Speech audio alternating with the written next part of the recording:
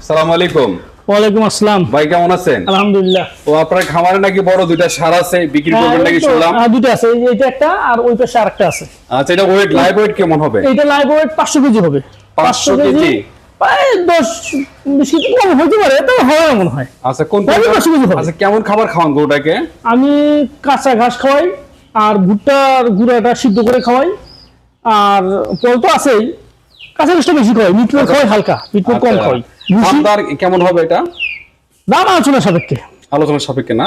আরেকটা যে সার আরেকটা আছে তো ভাই, এটা দাঁতছে কি এটা? এটা দাঁত, এটা দাঁতে নেই। দাঁতে নাই না? না।